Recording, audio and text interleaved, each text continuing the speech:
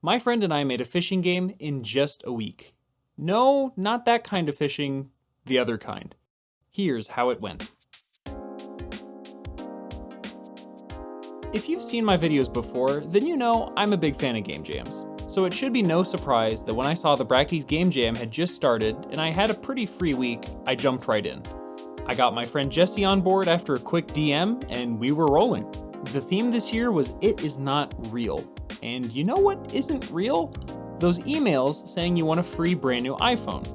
And as someone who's been playing RuneScape my whole life, I'm basically an expert on the subject. There's been a lot of talk recently around phishing scams, mainly revolving around some unusually gullible people having their roughly 2012 used Toyota Corolla priced monkey JPEG stolen, and this gave us an idea. A staple in video games is the phishing minigame. It makes or breaks games, and we had never made one before ourselves. So we decided to make a standalone video game where the bait is an email, the fish are moms on Facebook, and the catch is hard-earned, stolen cash. Phishing minigames come in a lot of shapes and sizes, from the basic, to the nightmarish, to the realistic, to whatever Yakuza is doing. But one that we both really like is Stardew Valley's phishing minigame.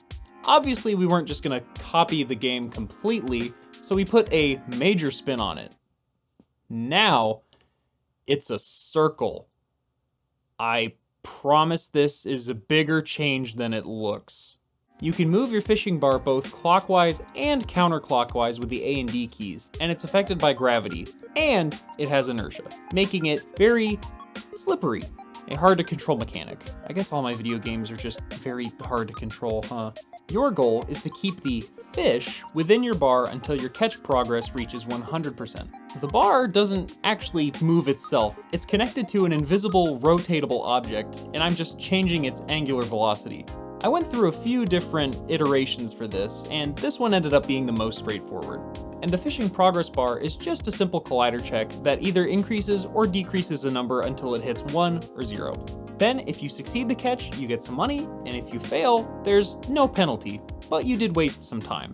And that idea of wasting time is how we turned this fishing idea into an actual game. Introducing the real blood-curdling, terror-inducing, masochistic freak show of the game, Rent. Yes, that's right, you're scamming all these people, all these poor suckers, just to keep a roof over your head. And months just keep chugging by, with or without you.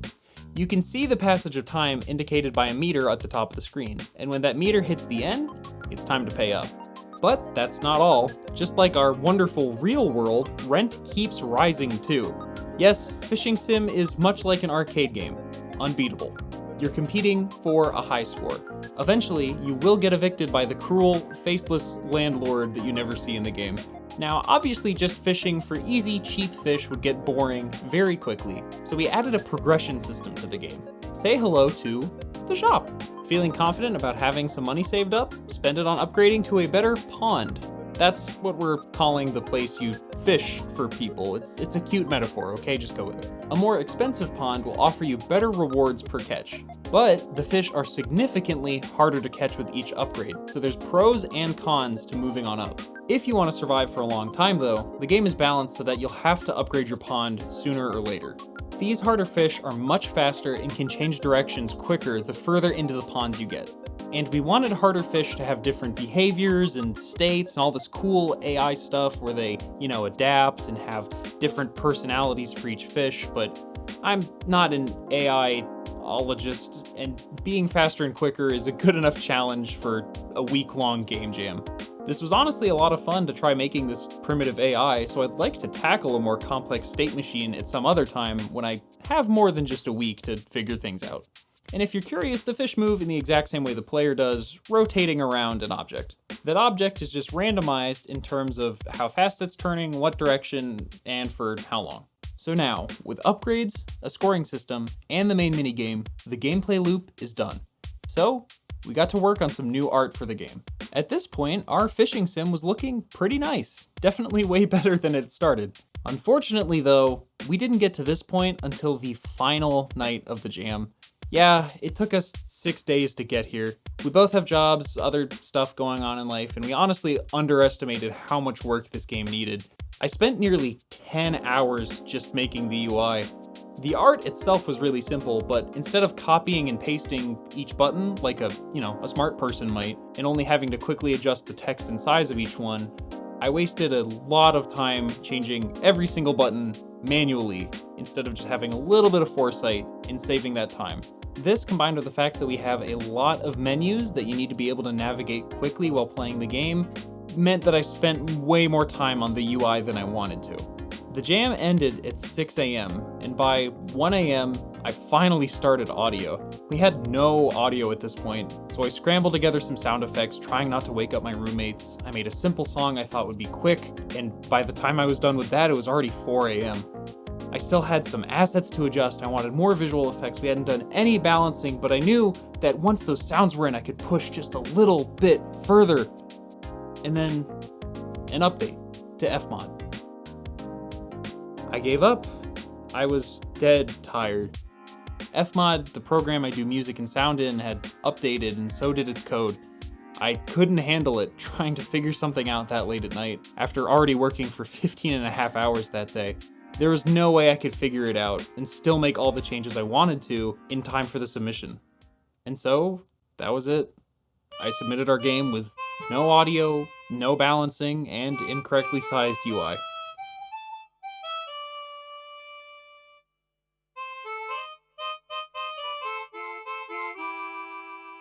Now wait. You didn't think I was gonna end it there, did you? Maybe we missed the jam deadline, but we were so close, and we weren't quitting now. Enter the post-jam, baby.